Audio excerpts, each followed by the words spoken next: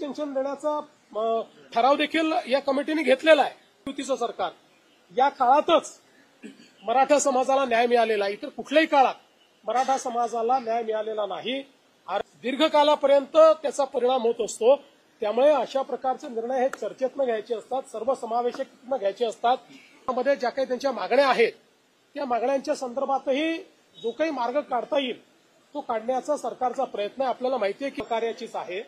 कारण आम्ही पहिल्या दिवशीपासून सांगितलं की लोकशाही पद्धतीनं एखादं आंदोलन जर चालत असेल तर त्या आंदोलनाला कुठलीच मनाई करण्याचं कारण नाहीये. लोकशाहीमध्ये चर्चेतनं प्रश्न सोडवायचे असतात. आंदोलन त्याचा एक मार्ग असतो. त्यामुळे अशा प्रकारच्या आंदोलनाला जे काही सहकार्य पाहिजे ते सरकारच्या वतीनं आम्ही करतो. विशेषतः माननीय उच्च न्यायालयाने जे काही आदेश दिले आहेत त्या आदेशानुरूप त्या ठिकाणी सगळं सहकार्य चाललंय. हे खरं आहे की काही तुरळक प्रमाणात आंदोलकांनी काही ठिकाणी रास्ता रोको केला, थोडं ट्रॅफिक डिस्ट्रप्शन केलं, पण पोलिसांनी त्यांच्याशी चर्चा केल्यानंतर त्याही ठिकाणी आंदोलकांनी सहकार्य केलेलं आहे आणि त्या जागा मोकळ्या केलेल्या आहेत. पण अर्थात इतक्या मोठ्या प्रमाणात लोक आल्यानंतर काही ना काही ट्रॅफिकचं डिस्ट्रप्शन हे होत असतं. ते डिस्ट्रप्शन झालेलं आपल्याला पाहायला मिळतंय. अर्थात या सगळ्या गोष्टींमध्ये एकाच गोष्टीची खबरदारी निश्चितपणे घ्यावी लागेल की काही लोकच जरा वेगळ्या पद्धतीनं वागतात आणि त्यांनी मग संपूर्ण आंदोलनाला गालबोट लागतं. तर अशा प्रकारे कोणी वागू नये याच्याकडे लक्ष द्यावं लागेल. आणि मला असं वाटतं की श्री मनोज जरांगे पाटील यांनीही तशाच प्रकारचं आव्हान केलेलं आहे की कोणीही अलोकतांत्रिक पद्धतीनं किंवा आडमुठेपणानं या ठिकाणी वागू नये. शेवटी मी देखील सगळ्या आंदोलकांना हेच आवाहन करणार आहे. कारण आज त्या ठिकाणी जे काही चाललेलं आहे ते माननीय उच्च न्यायालयाने दिलेल्या निर्देशानुसार प्रशासनाला काम करावं लागणार आहे. आता हे काही शासनाच्या निर्देशाने नाहीये, उच्च न्यायालयाच्या निर्देशाने प्रशासन काम करणार आहे. त्यामुळे प्रशासनावरही काही बंधनं त्या ठिकाणी जी काही उच्च न्यायालयाने टाकलेली आहेत ती त्यांना पाळावी लागतील. अर्थात त्या बंधनात राहून लोकशाही पद्धतीनं सगळं सहकार्य हे त्या ठिकाणी प्रशासनही करत आहे आणि सरकारचंही त्या संदर्भात कुठलंही वेगळं मत नाहीये. एकतर एक दिवसापुरतं हे आंदोलनाला परवानगी होती तर पुढे काय स्टँड करायची त्यांचं म्हणणं. मला असं वाटतं की त्यांनी पुन्हा परवानगी मागितलेली आहे आणि कायद्याच्या चौकटीत राहून जे काही उच्च न्यायालयाने निर्देश दिले त्याच्या चौकटीत राहून पोलीस त्याचा सकारात्मक विचार करतील. जो काही कारण शेवटी आता हा निर्णय प्रशासन आणि आंदोलनकर्ते यांच्यातला निर्णय आहे. तर माननीय उच्च न्यायालयाने दिलेल्या निर्देशाच्या अनुरूप मला असं वाटतं की प्रशासन सकारात्मक त्या संदर्भातला विचार करेल आणि शेवटी या आंदोलनामध्ये ज्या काही त्यांच्या मागण्या आहेत त्या मागण्यांच्या संदर्भातही जो काही मार्ग काढता येईल तो काढण्याचा सरकारचा प्रयत्न आहे. आपल्याला माहिती आहे की आम्ही एक एम्पावर्ड कमिटी देखील तयार केलेली आहे. मंत्रिमंडळाची उपसमिती त्या ठिकाणी आहे. या उपसमितीला यापूर्वीच ज्यावेळेस अॅडव्हान्समध्ये काही मागण्या आल्या होत्या त्या मागण्या आम्ही अग्रेषित केलेल्या आहेत. तेही त्याच्यावर विचार करतायत. कायदेशीर मार्ग काढावे लागतील, नुसतं आश्वासन देऊन चालणार नाही. कायदेशीर मार्ग काढावे लागतील, संविधानात बसणारे मार्ग काढावे लागतील. तशा प्रकारचे मार्ग कसे काढता येतील असा प्रयत्न आहे. मी असेन, एकनाथराव शिंदेजी असतील, अजितदादा असतील, आम्ही संपर्कात आहोत. आम्ही समितीला सांगितलेलं आहे की त्यांनी त्या संदर्भात चर्चा करून आमच्याशी चर्चा करावी जेणेकरून यातनं एक काहीतरी आपल्याला जो काही मार्ग काढता येईल तो मार्ग काढण्याचा प्रयत्न करू. शेवटी एकच आमचा प्रयत्न आहे की कुठल्याही परिस्थितीत दोन समाज एकमेकापुढे येऊन उभे राहिलेले आहेत अशा प्रकारची परिस्थिती महाराष्ट्रात उभी राहू नये. आणि म्हणून ओबीसी समाजालाही आपल्याला सांभाळावं लागेल, मराठा समाजालाही न्याय द्यावा लागेल. आणि शेवटी मी पुन्हा एकदा सांगतो की आपण हे सगळ्यांनी बघितलेलं आहे की गेल्या 10 वर्षामध्येच जेवढा काळ आमचं पहिलं युतीचं सरकार होतं, दुसरं युतीचं सरकार आणि आता तिसरं युतीचं सरकार, या काळातच मराठा समाजाला न्याय मिळालेला आहे. इतर कुठल्याही काळात मराठा समाजाला न्याय मिळालेला नाही. आरक्षण देण्याचं कामही आम्ही केलं आहे, सारथीचं कामही आम्ही केलेलं आहे, अण्णासाहेब पाटील आर्थिक विकास महामंडळाचं कामही आम्हीच त्या ठिकाणी करून उद्योजक तयार केलेले आहेत. आणि त्यासोबत पंजाबराव देशमुख निर्वाह भत्ता देखील आम्हीच सुरू केलेला आहे. परदेशी विद्यार्थ्यांना पाठवणं देखील आम्हीच सुरू केलेलं आहे. त्यामुळे या सगळ्या गोष्टी शिक्षणाच्या असतील किंवा वेगवेगळ्या असतील रोजगाराच्या, या सगळ्या आमच्याच सरकारने त्या ठिकाणी केलेल्या आहेत. त्यामुळे मराठा समाजाबद्दल आम्ही सकारात्मकच आहोत. कुठल्याही प्रकारे मराठा समाजाच्या संदर्भात आमच्या मनात काही शंका नाहीये. या समाजाच्या पाठीशी आम्ही आहोत. पण त्याचवेळी काही लोक जाणीवपूर्वक हा प्रयत्न करतायत की हे कसं एस्केलेट झालं पाहिजे, कसे दोन समाज एकमेकासमोर आले पाहिजेत, कसं ओबीसी आणि मराठा असं भांडण लागलं पाहिजे. काही लोकांचे स्टेटमेंट सकाळी बघितले मी, त्यांचे प्रयत्न काय माझ्या लक्षात येतात. पण त्यांना मी सांगतो, अशा प्रकारे आंदोलनावर पोळी भाजण्याचा प्रयत्न करू नका, तुमचं तोंड भाजेल. हे मला त्यांना सांगायचं आहे. शेवटी मुंबई, महाराष्ट्र, आपलं सोशल फॅब्रिक, या सगळ्या गोष्टी महत्वाच्या आहेत. आपल्याला एखादा निर्णय जो घ्यायचा असतो त्या निर्णयाचा दीर्घकालापर्यंत त्याचा परिणाम होत असतो. त्यामुळे अशा प्रकारचे निर्णय हे चर्चेतनं घ्यायचे असतात, सर्वसमावेशकनं घ्यायचे असतात. एकाला समोर करायचं, मग दुसऱ्याला नाराज करायचं, मग त्याला समोर आणायचं. अशा प्रकारचे प्यादे लढवणे, अशा प्रकारचे एकमेकासमोर लोक झुंजवणे हे या सरकारचं धोरण नाही. आम्ही त्यातनं प्रयत्नपूर्वक मार्ग सर, तुम्ही चर्चेबद्दल बोलताय, आंदोलक आणि तुम्ही, आंदोलक आणि सरकारमध्ये काही चर्चेची शक्यता म्हणजे काही त्या संदर्भात काही पावलं?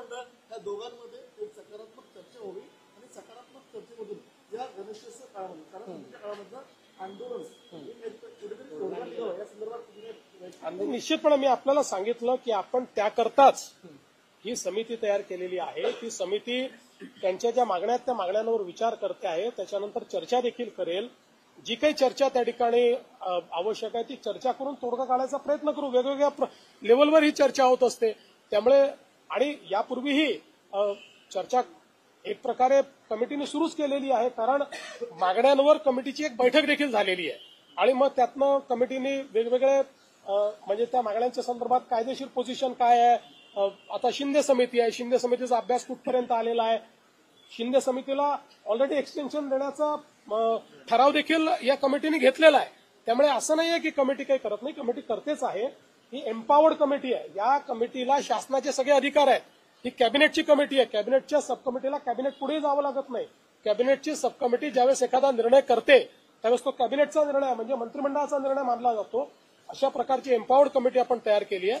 त्यामुळे मला असं वाटतं की निश्चितपणे त्यातनं जो काही तोडगा काढायचा तो आपण काढू. मात्र कुठेही लोकांना त्रास होईल असं वागणं हे योग्य होणार नाही. त्यामुळे माझं आव्हान आहे की लोकांना त्रास होईल असं कोणी वागू नये. सर, रेल्वे स्थानकांवर मोठ्या प्रमाणामध्ये आहेत आंदोलक करते गेलेले आहेत, पाऊस आहे, टोकाची टीका करताना पाठिंबा पण आम्ही मागे हटणार नाही आणि उठणार नाही अशी जी टोकाची भूमिका घेतली जाते. असं आहे की शेवटी चर्चेतनं मार्ग निघेल ना, चर्चेतनंच मार्ग निघत असतो. मला असं वाटतं की त्यांनाही माहिती आहे कायदे आहेत, व्यवस्था आहेत, समित्या आहेत. त्यामुळे सगळ्या गोष्टी एकदम सगळ्या पदरी पडतात असं नाही आहे. पण आपण चर्चेतनं मार्ग काढत असतो. आता मागच्या काळामध्ये आपण 10% रिझर्वेशन दिलं. आज अशी परिस्थिती नाही आहे. 10% आरक्षण लागू आहे. त्या आरक्षणाप्रमाणे भरती झाली आहे, भरती चालली आहे.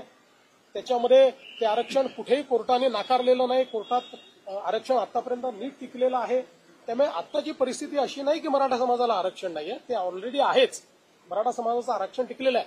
पण एक गोष्ट मात्र निश्चित आहे की वेगवेगळे पक्ष जे या संदर्भात सोयीची भूमिका घेत आहेत त्या पक्षांना माझं आव्हान आहे की सोयीची भूमिका घेऊ नका. भूमिका घ्यायची तर ठाम भूमिका घ्या. ठाम भूमिका घेताना दिसत नाही. आम्ही तर बोललोच होतो, याचंही करा त्याचंही करा, अशा प्रकारची भूमिका नको. जे कायदेशीर आहे ती कायदेशीर भूमिका घ्या ना. तुमची भूमिका सांगा काय कायदेशीर भूमिका आहे. या संदर्भात ते भूमिका याकरता सांगणार नाहीत, कारण त्यांना समाजामध्ये भांडण होताना कुठेतरी त्यातनं राजकीय फायद्याचा वास येतो. आम्हाला राजकीय फायदा करून घ्यायचा नाही. आम्हाला सगळे समाज सांभाळायचे आहेत.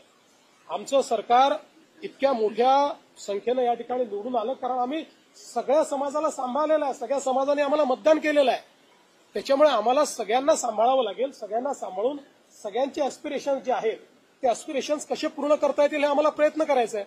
सर रेल्वे स्टेशन सर एकीकडे महाराष्ट्र में होने वाले इन्वेस्टमेंट जरी जरांगे पाटील करत असले, काँग्रेस असेल किंवा ठाकरे गट असेल किंवा शरद पवार गट असेल ते मात्र यावरती ठाम भूमिका घेत नाही. सरकारने निर्णय घ्यावा असं उत्तर द्यावे. म्हणूनच मी मागतो, कारण या सगळ्या लोकांनी मागच्या काळामध्ये याच्या संदर्भात एक सर्वपक्षीय बैठकीत ठराव करून सह्या केलेल्या आहेत. आपल्याला सगळ्यांना माहिती आहे त्यांनी सह्या केलेल्या आहेत. त्यांचं पत्र आहे, पब्लिक डोमेनमध्ये पत्र आहे. त्यामुळे त्यांची भूमिका काय आहे ही त्या पत्रातनं बाहेर आलेली आहे. म्हणून मी म्हटलं की आता सोयीची भूमिका घेणं आणि लोकांची दिशाभूल करणं हे बंद केलं पाहिजे.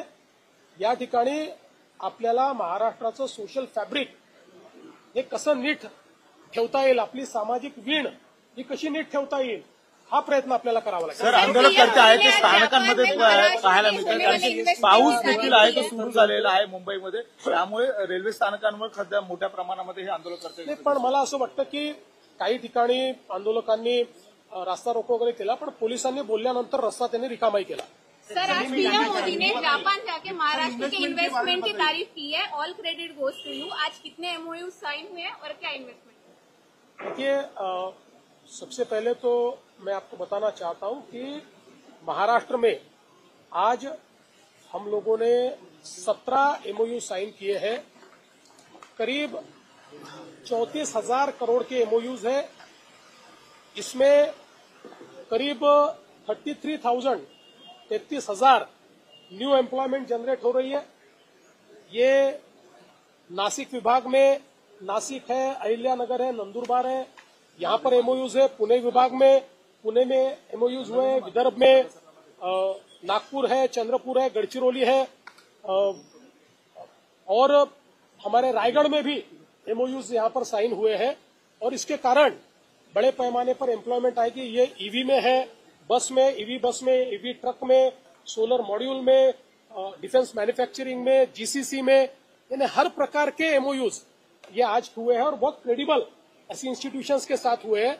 और मैं ऐसा मानता हूं कि एक प्रकार से महाराष्ट्र में ईज ऑफ डूइंग बिजनेस का जो काम हम कर रहे हैं उसके ऊपर लोगों ने विश्वास जताया. सर, उद्धव ठाकरे का कहना है कि मराठाओं के कंधों पर बंदूक रखकर कौन गोलियां चला रहा है, ये खुद मुख्यमंत्री ढूंढ कर निकाले. देखिए, उद्धव ठाकरे जी के सरकार के कार्यकाल में मराठा समाज के लिए किया हुआ एक काम वो दिखाया, उसके बाद बोले. सर